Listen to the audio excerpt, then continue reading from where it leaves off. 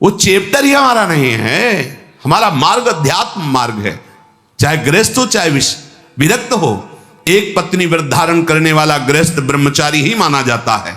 जो केवल संतानोत्पत्ति के लिए गृहस्थ क्रिया करता है उसे ब्रह्मचारी ही माना जाता है। नाम जप करते हुए अतिथि सेवा, परिवार का पोषण, वो साधु ही माना जाता है। हमारे मन में जो भोगों की स्फुरणा होती है उसके कई कारण होते हैं। एक तो होता है संचित पाप राशि जो पूर्व में जमा है, प्रायः इसी से भोग स्फुरणाएं होती है। दूसरा संग से होती है। आपकी पाप राशि से स्फुरणा ना हुई तो कोई भोगी पुरुष ऐसा मिला, परमाणु होते हैं। पूज्य श्रीधर बाबा की कुटिया में जब जाते थे, आप सच्ची मानिए, घुसते ही ऐसा लगता जैसे मशीन फिट कर दी गई हो। मंत्र चल एकदम रफ्तार से चल पड़ता। और जे 8 बजे रात्रि के जाते थे चरण चापने, जे ही उनके चरणों को स्पर्श करते ऐसा लगता हम किसी दिव्य भावलोक में बैठे हैं। क्यों? उनके परमाणु, नाम जापक संत, रात दिन नाम जापक, ऐसे परमाणु उनकी हर वस्तु में, कोई भी वस्तु उनकी छुओ के एक दिव्यता थी उसमें। ऐसे ही जैसे वो रात दिन भजन में लगे तो उनकी हर वस्तु में परमाणु, ऐसे ही रात दिन जो भोगों में लगे उनकी हर वस्तु में भोग के परमाणु हैं। सावधान, उनके आसन पर बैठना, उनकी थाल में पाना, उनका स्पर्श होना, उनका संभाषण होना, उनसे मित्रता करके उनका चिंतन करना, ये भोगों को बढ़ावा देना होगा। इसी को विपरीत देखो, संतों के प्रति उनके समीप बैठना, उनका जूठन पाना, उनको देखना, उनसे संभाषण करना, भजन का बढ़ावा होगा। देख लेना। पूर्व संचित पापों से जो स्फुरणा होती है उससे बहुत सहजता में बचा जा सकता है, लेकिन प्रगट कुसंग से जो स्फुरणा होती है इससे बचना बड़ा कठिन होता है। पूर्व पापों से स्फुरणा सबके हृदय में होती है जब तक भगवत साक्षात्कार नहीं हो जाता। वो बार बार आकर्षित करता रहता है संसार का राग। और अगर कहीं कुसंग मिल जाए फिर क्या कहना है, फिर तो जो स्फुरणा थी संकल्प बनेगा, संकल्प क्रिया बन जाएगी, क्रिया होते ही अध्यात्म अंतर ध्यान हो जाएगा, अध्यात्म मार्ग ही नहीं रहेगा। इसलिए कर्म राशि की तो तुम चिंता मत करो, उसे तो भस्म करने के लिए शरणागति समर्थ है, लेकिन कुसंग से बचने के लिए तुम्हारे ऊपर पूरा भार है। कुसंग से तुम बचो। बरुहल बास नरक करताता, दुष्ट संग जनि दे विधाता। गंगा किनारे भ्रमण जब कर रहे थे तो तरी घाट है, उसके आगे हम जा रहे थे। नया शरीर और वैराग्य, ना कमंडल, ना बिस्तर, ना कोई, भीषण सर्दी का समय। एक मार्किन नीचे पहने लाल रंग से गेरुआ, बस लंगोटी, और एक मार्किन बस ऊपर, कोई नहीं, कोई कमंडल नहीं, कुछ नहीं। रोम रोम हर समय सर्दी से व्याप्त रहता। भोजन की व्यवस्था जहां ठाकुर जी कर दें। तो माह के महीने में रामनगरिया लगती गंगा किनारे, जैसे माघ मास में वहां प्रयाग में, ऐसी जगह जगह मान लो 10,000 फिर 10,000 ऐसे 2-4 किलोमीटर ऐसे ऐसे नगर जैसे बन, रामनगरिया उनको कहते हैं। किनारे से चलने पर वो मिलते हैं। तो एक महात्मा जिनकी पोशाक बहुत अच्छी लग रहा था, सुविधाजनक जीवन है, उन्होंने देखा, बड़े बुजुर्ग अवस्था के थे। उनका, हे महात्मा, देखने से ही लग रहा है कि तुम गंगा की परिक्रमा दे रहे हो। उनका, परिक्रमा तो नहीं, पर गंगा किनारा ही हमारा जीवन है। बोले आओ 2-4 दिन रुक लो।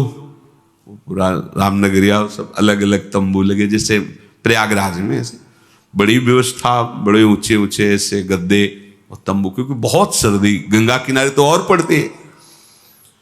हमें भी लगा चलो संत भगवान 2-4 दिन के लिए कह रहे रुक जाते, जो ही रुके 12 बजे कितने प्रकार के भोजन, खीर ये वो, जहां रोटी भी नसीब नहीं हुआ। तो हम कहा चलो भगवान की बड़ी कृपा 2-4 दिन जो है दोपहर में पाया, रात्रि में उन्हीं के पास शयन किया, बड़ा तंबू था ऐसे वैसे। दूसरे दिन सुबह 8 बजे के करीब जलेबी का भंडारा था, फिर राजभोग अलग। खूब ऐसे पुण्यात्मा जन करते रहते हैं। पास में और भी ऐसे शिविर लगे थे उनके निज जनों के, तो उनमें से एक प्रणाम योगी है, वो जलेबी का भंडारा संतों के लेकर वो स्वयं लेके आए, पवाया और कुछ भी हम कब भेंट हम लेते नहीं, पर जलेबी प्रिय वस्तु, मीठा खूब अच्छे से अच्छा पहले ये था कि पता नहीं आज मिला है, कई दिन ना मिले, कभी गैस की गोली नहीं खाली पड़ी, चाहे जितना पालो, 2 दिन 4 दिन नहीं मिला, सब पच गया। अब जीव ही पा करके थोड़ा ही समय हुआ, पहले दिन का राजभोग, दूसरे दिन का ये बाल भोग जलेबी, वो जलेबी बाल भोग का राजभोग जैसा है, गरम गरम जलेबी, जैसे नशा चढ़ता है ऐसे दिमाग में बस। तो उनमें एक बहुत सरल और वास्तविक साधु स्वभाव के थे, वो केवल सेवा में ही रहते थे महंत जी की। उनसे हमने पूछा, वह वृद्ध थे, हम कहा कल से आज तक हमारी भावना में बड़ा परिवर्तन हो गया। तो उनका महाराज क्षमा करना, आप जिस मार्ग में चल रहे हो वो ये मार्ग नहीं है, वो ये मार्ग नहीं जो आप स्वीकार कर लिए। हम कहा अच्छा, तो सोचा 1-2 दिन, बोले नहीं महाराज आप नहीं समझ रहे हो, और बताया कि जो जलेबी खवाई वो कैसे आचरण कैसा, बस कुछ उठाना धरना तो था नहीं, 2-3-4 दिन जहां भूखे रहे अपने आप ठीक हो गया। अन्न का कुसंग, व्यक्ति का कुसंग, ये परमार्थ की राह को भटका देता। उपासक को सदैव ये देखना चाहिए कि मेरे मन की स्फुरना कहां है, प्रियालाल के प्रति है, भोगों के प्रति। यदि भोगों के प्रति हो रही तो त्रुटि कहां है, पूर्व पाप संस्कार से हो रहे हैं या कहीं कुसंग हो रहा है। पूर्व पाप संस्कार स्फुरना देगा, ना कि आपका नाश, ध्यान रखना, और कुसंग स्फुरना ही नहीं देगा, नाश कर देगा। इसीलिए बल उभर बास नरक करता था, दुष्ट संग जनि दे विधाता। साधक ये बातें समझ नहीं पाता है, फिसल करके ऐसे गिर जाता है। बहुत सावधानी की आवश्यकता है, हर समय अध्यात्म मार्ग पर आपकी दृष्टि बनी रहे। देखो यदि साधक सावधान नहीं रहेगा तो फिर नया कर्म बना, फिर पुरानी स्फुरना और नया कर्म मिलकर के नवीन चक्र की रचना, जन्म मरण की। इसीलिए मुक्त होना बड़ा कठिन हो जाता है। यदि आप, बहुत ध्यान देने योग्य बात है, शरणागत होकर भजन कर रहे हो, अध्यात्म पर दृष्टि रखें, तो चिंता मत करो, आपकी पूर्व कर्म राशि ये भगवान आचार्य नष्ट कर देंगे, कटी कर्म बंधन से। पर यदि आप नवीन कर्म फिर वैसे ही कर रहे हैं तो विश्वास मत रखना कि पीछे का और आगे का दोनों जोड़ करके भोगना पड़ेगा। पीछे की कर्म राशि तब नष्ट होती है जब अवलो नशानी अब ना नशे हो। आज तक किया, पर आज के बाद चाहे प्राण निकल जाए, आज के बाद नहीं, निहाल हो गए, आज ही निहाल हो गए, आज ही निहाल हो गए। हम तो हम सर्व पापेभ्यो मोक्षयिष्यामि, मेरे सरकार बोल रहे हैं, प्रभु बोल रहे हैं। पर यदि ऐसा कि नए कर्म भी क्रियमाण भी पापाचरण हो रहा है, फिर नहीं, सिद्धांत काम नहीं करे, फिर पीछे का लागू हो जाएगा। फिर आप कहोगे कि अध्यात्म में उन्नति नहीं हो रही, कोई लाभ नहीं मिल रहा, कोई सुख नहीं मिल रहा, क्योंकि आप गलती कर रहे हो। चलनी में गैया दुहे और दोष दैव को दे। देखो आपके पीछे के कर्म प्याज जैसे बदबू वाले हैं, जमा है गोदाम में। ऊपर से यदि केसर और कपूर लाद दिया जाए तो केसर और कपूर की गंध प्याज को नष्ट करके अपना प्रभाव दिखा देगी। नाम जब कीर्तन कथा वार्ता यह है केसर कपूर। लाद दो अपने पूर्व पाप के ऊपर भगवान नाम का वजन, सब दब जाएगी, उसकी दुष्प्रवृत्तियां नष्ट हो जाएंगी। अगर कहीं वायु का झोंका चले और कपूर खुला रह जाए तो उड़ जाएगा, फिर प्याजे की गंध रह जाएगी। माया का झोंका चला और आप अपने यश कीर्ति में, अपनी बड़ाई सम्मान प्रतिष्ठा में, भजन में कमी, मान सम्मान प्रतिष्ठा में बह गए तो उड़ गया कपूर। अब बचा प्याज है, उसकी दुर्गंध शुरू हो जाएगी। कितना महापुरुषों ने सूक्ष्मता से अनुभव किया है। इसलिए ध्यान रहे कि इस माया की वायु का प्रवेश आपके हृदय में ना होने पर नहीं दुर्गंध ही रह जाएगी, केसर कपूर की गंध नहीं रह जाएगी। ये माया के प्रवाह का, तूफान का क्या भाव समझें?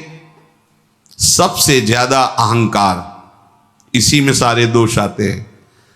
मैं तपस्वी हूं, मैं साधक हूं, मैं ज्ञानी हूं, मैं ध्यानी हूं, मैं बड़ा भगत हूं।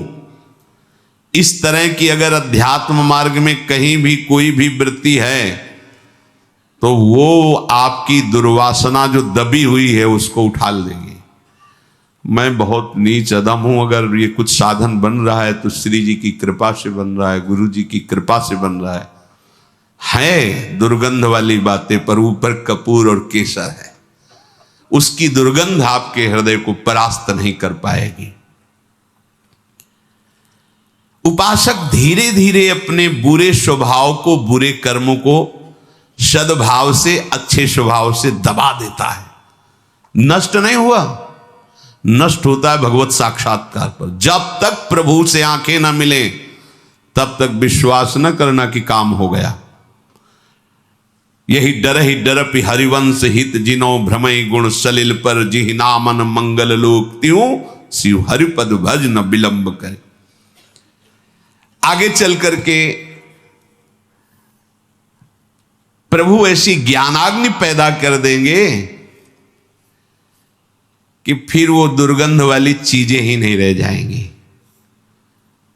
इसलिए जितना जीवन है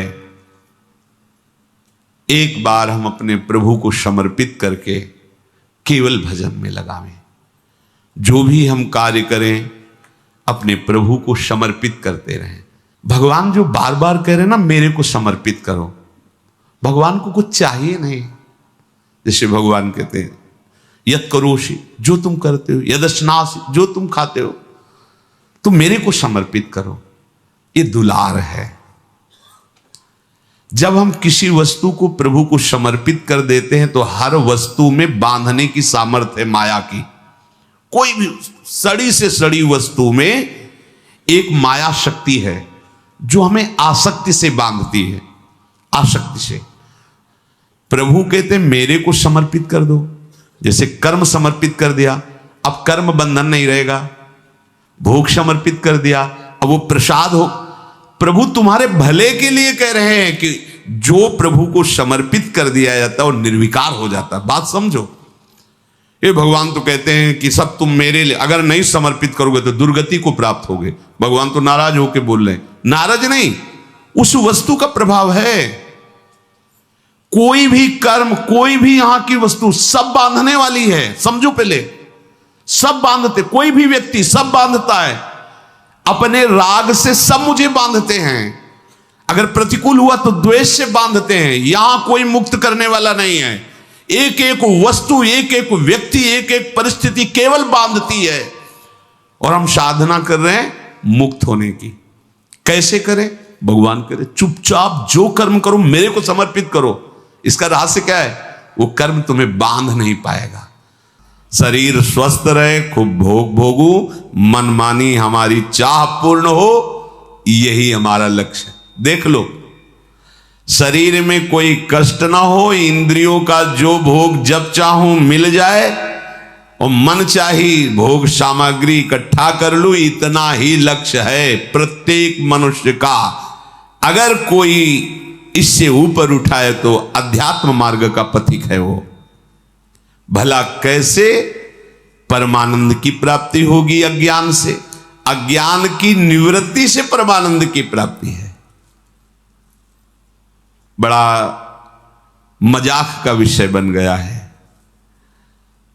पानी में मीन पियासी मोहि सुन सुनियावे हासी। अगाध आनंद सिंधु प्रभु हृदय में विराजमान हैं, उनका मार्ग गुरुजनों ने दे दिया है। खूब सत्संग सुन रहे हैं, पर हमारी चित्त वृत्ति सत्यत्व भाव भोगों में ही किए हुए, ये बड़ा हंसी का खेल है। अब अगर आप सही मार्ग में चलोगे तो एक तमाशा हमने देखा, कुआं में लग गई आग, पानी पानी सब जला और मछली खेले फाग। संतों का है एक तमाशा मैंने दे। जब गुरु कृपा हुई, अध्यात्म का प्रकाश हुआ, तो जितना विषय रस है सब जल गया। जिसमें हमारा मन मछली बना खेल रहा था, सब विषय रस जल गया। शब्द स्पर्श रूप रस गंध। अब वो मन भगवदाकार हो गया। भला पानी जल जाने के बाद मछली फाग आनंद कैसे बना सकती? अब असली आनंद। तो एक तमाशा हमने देखा, कुआं में लग गई आग, पानी पानी सब जला और मछली खेले फाग। ये परमानंद। अब तो मन परमानंद में निमग्न हो गया, क्योंकि विषय रस भस्म हो गया ज्ञानाग्नि से। देखो, हमको बिना अपने घर पहुंचे आराम नहीं मिलेगी। हमारा घर है वृंदावन धाम, प्रिया प्रीतम हमारे घर के मालिक हैं, समस्त प्रेमी जन हमारे परिवार के जन हैं। यही शाश्वत घर है, यही शाश्वत परिवार है। जब तक भटकना है भटक लो, विश्राम स्थल यही है, श्री वृंदावन विश्राम। इस घर में आने की जो राह है, उसके आसपास ऐसी लुभावनी वस्तु रखी गई है कि आप घर की तरफ से पीठ करके उन वस्तुओं की तरफ चल दें। देखो, ये अध्यात्म मार्ग है, बहुत समझना होगा। आर्मी के एक जवान को जब पुष्ट करना होता है, तो चढ़ाई में चढ़ना है तो वजन हल्का करना चाहिए ना, और वजन बढ़ा दिया जाता है। 2 किलो 5 किलो 3 किलो, ये ऐसे ऐसे ऐसे, और राइफल और इतना खान पान सामग्री, पूरा बिस्तर जल सब पूरी व्यवस्था फिट।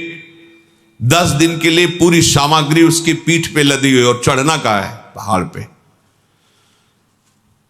जबकि और हल्का कर देना चाहिए चढ़ाई का समय, नहीं, कमजोर नहीं रखना अपने जवान को।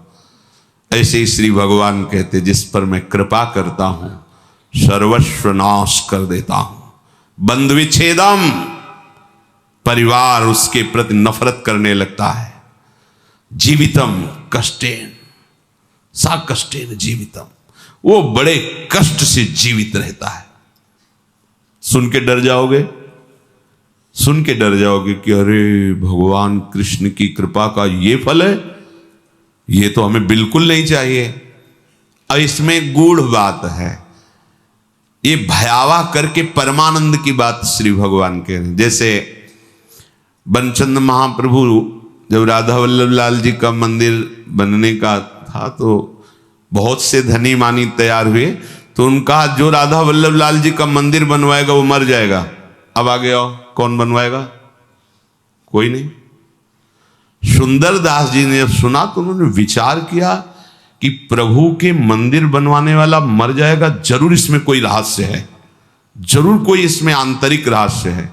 वो आगे आए और बनचंद महाप्रभु के चरण पकड़े और कहा, प्रभु ये सेवा मुझे दीजिए। बोले, पता है तुम्हें जो मंदिर बनवाएगा वो मर जाएगा। बोले, प्रभु तैयार हो, वैसे ही मरना है, प्रभु के लिए मरना क्या, तैयार हो, ठीक, करो सेवा। पर प्रभु एक इच्छा है, एक बार मंदिर बन जाए और 1 साल राधा वल्लभ जी के पूरे उत्सव देख लूं, फिर मर जाऊं तो। मुस्कुरा दिए, बोले ठीक है, ऐसा ठीक है। मंदिर बना, 1 साल उत्सव हुए और श्री जी के सामने बनी वृषभानु नंदनी आज, भूषण वसन विविध पहिरेतन, पिय मोहनित साज। ये समाज में पद हो रहा है और आप निकुंज पधार रहे। शब्द क्या था? मर जाओगे। आंतरिक फल क्या था? जो मंदिर बनवाएगा सीधे निकुंज जाएगा, तो लाखों के नंबर लग जाते। बात वही है, लाखों तैयार हो जाते, केवल मंदिर बनवाने से निकुंज की प्राप्ति। प्रभु मेरा धन, लेकिन मर जाओगे, पीछे हट गए। समझ रहे हो ना? महान वस्तु को भयावह में छुपाया गया है। भगवान कह रहे जो मेरा अनन्य भक्त होता है और मैं जिस पर कृपा करता हूं उसका सर्वनाश कर देता हूं। सुन के ही भय लगता है। दूसरी बंधु विच्छेदम, परिवार का कोई प्यार नहीं कर सकता उसे, ये मैं रचना रचूंगा। सा कष्टेन जीवितम, कष्ट पूर्वक जीवन जिएगा, मरेगा भी नहीं, कष्ट पूर्वक जिएगा। अब लगता है कि प्रभु ऐसी कृपा आप मत करो, ऐसी कृपा। अब इसका आंतरिक भाव, जितने अमंगल, जितनी कामनाएं जो हमें आज तक संसार में दंड देती रही, अहम तो हम सर्व पापेभ्यो, सर्वनाश कर देता हूं। किसका? अहम तो हम सर्व पापेभ्यो मोक्षयिष्यामि मां शुचा, सर्वनाश कर देता हूं उनका जो मेरे शरणागत को स्वप्न में भी दुख देने की बात सोचे, चाहे वो कर्म हो या कोई भी हो। अगर ऐसे तो हृदय उत्साहित होता है ना, जब कह रहे हैं उसका सर्वनाश कर देता हूं तो घबरा जाते ना कि ऐसा। बंधु विच्छेदम, क्या? भाई, माता, पिता, परिवार, उसका मैं बन जाता हूं, मैं उसका भाई बन जाता हूं, मैं उसका दोस्त बन जाता हूं, मैं उसकी मां बन जाता, सारे संबंधों का पोषण मैं करता हूं स्वयं। सा कष्टेन जीवितम, वो मेरे प्रेम में व्याकुल होकर अपनी श्वासें पूर्ण करता है। ऐसा नहीं कि असाध्य रोग हो गया तो कष्ट से जीवित, नहीं। ये हम अंतर की बात जो प्रभु ने समझाया वो तुम्हें बता रहे हैं। नहीं, वो तो बिल्कुल ऐसे बोल दिए जिससे सब भयभीत हो जाए। बहुत कीमती वस्तु को भयावह जगह रखी जाती है। देवलोक में अमृत रखा हुआ है, वहां 2 सर्प ऐसे हैं, अपलक दृष्टि से रहते हैं। उनकी दृष्टि में जो आएगा तत्काल भस्म हो जाएगा, चाहे देवता हो या कोई हो, उनकी दृष्टि नहीं पड़नी चाहिए, क्योंकि अमृत है। कोई भी कीमती वस्तु बहुत सुरक्षित रखी जाती है, तो भगवत प्राप्ति बहुत सुरक्षित रखी गई है। हमारा घर धाम है, नित्य धाम। तो कह रहे यहां तक आने के लिए इतनी सुहावनी वस्तुएं, इतने सुहावने भोग, इतनी सुहावनी वाटिकाएं रची गई है मार्ग में कि आपको लगेगा जाना तो है ही है, थोड़ा देर विश्राम कर, बस जहां तुमने वहां रमण करने की सोची तो मार्ग गायब। जिस मार्ग में चल रहे थे घर पहुंचना है, वो मार्ग ही गायब। ये दिव्य मार्ग है, परमार्थ, वहीं वो रम जाता है और राह अंतर जा। अब राहें नहीं रह गई, मार्ग ही नहीं रह गया। ये अंतर की बात कहते हैं। ये वो मार्ग नहीं कि थोड़ी देर आराम कर लेंगे, भोग भोग लेंगे, फिर चल लेंगे। भोग में गए तो मार्ग ही गायब, मार्ग ही अंतर ध्यान हो जाए। कहां चल रहे थे, कैसे चल रहे थे, बुद्धि काम नहीं, मार्ग ही गायब। मोक्ष मूलम गुरु कृपा, वो गुरु कृपा से मार्ग प्रकाशित होता है, प्रकट होता है। इसलिए संसार के कल्याण के लिए जो अनुभवी संत महापुरुष जन हैं, वो चीख चीख के कह रहे हैं कि घर लौटो घर। ये संसार दुखालय तुम्हारा घर नहीं है, पर राह में अटको मत और भटको मत। ये राह में ऐसे पथिक अटक जाते हैं और भटक जाते हैं जो थोड़ा मन चले होते हैं। थोड़ा मन चले अर्थात मन के अनुसार कर। इस मार्ग में मन चलों का खेल नहीं है। इस मार्ग में मन को निग्रह करना है, मन को हटा करके अपने प्रभु तक पहुंचना है। कब तक इस मन को दुलार करते रहेंगे, थक गए यार। कभी विचार करके दे, कितना गंदा है मन यार, कहां फंसाता है, कहां लगाए हुए हैं। सोचो कहां लगाए हुए, कितनी भुलावे की खेल। ऐसे अभक्ष पदार्थ खवाता है, ऐसे अपेय पदार्थ पिलाता है, ऐसे अकृत्य कृत्य कराता है जिसे घृणा हो जाए। पर ये माया ऐसा आसक्त कि उसी में वो जीना, उसी में सुख, उसी में वो आनंद का अनुभव करना चाहता है। अनित्यम सुखम लोकमिमं प्राप्य भजस्व माम। ये अनित्य है, असुख है संसार। प्रभु का भजन करके प्रभु को प्राप्त हो, स्वयं कह रहे हैं इस अनित्य में मत फंसो। ये तुम्हें स्वतंत्रता दी गई, तुम प्रारब्ध के अधीन नहीं हो, कोई पशु नहीं हो, मनुष्य हो। प्रारब्ध शुभ अशुभ कर्मों के जो संचित हैं उनमें से कुछ परिणाम निकालकर इस शरीर को दिया गया है। आप जो चाहो कर सकते हो, घोर पाप कर सकते हो और बहुत दिव्य भजन करके भगवान को प्राप्त कर, ये स्वतंत्रता है आपकी, बिल्कुल स्वतंत्र हो। आप मनमानी आचरण कर सकते हो और आप शास्त्र के अनुसार चल सकते हो, आप गुरु की वचन के अनुसार चलकर परमात्मा प्राप्ति कर सकते हो और मन के अनुसार चलकर दुर्गति को प्राप्त हो सकते हो। पूरी स्वतंत्रता है मनुष्य जन्म में। पर ध्यान रखो, ये शरीर क्षण भंगुर है, कभी भी नष्ट हो सकता है। संसार के चाहे जितने पदार्थ और पद समेट लो, तुम्हें कभी शांति नहीं मिलने वाली। देखो, आप लोग तो कुछ ही लोगों से मिलते हैं। हम बचपन से भगवान के शरणागत मार्ग में रहे, तो कानपुर महानगर है, एक से एक पदाधिकारी, धनी, फैक्ट्रियों के बड़े बड़े मालिक ऐसे मिले हैं, जिनके पीछे 10-10 गाड़ियां चल रही, लोग गनर अंगरक्षक के लिए रखे, बड़ा वैभव। और जब एकांत में मिले हैं, उन्होंने अपनी बात कही है, तो एक साधारण पुरुष से भी ज्यादा वो अशांत है। एक किसान आराम से मेहनत करके 4 रोटी खा के सो जाता है, उनको नींद भी नहीं आती। ऐसे परिवार में कलह है, वैभव इतना है, ऐसे परिवार के आचरण को देख देख के जल रहा है, अशांत हो रहा है। क्यों? फिर सिद्धांत गलत हो जाएगा। भगवान से विमुख को स्वप्न में भी शांति नहीं मिल सकती।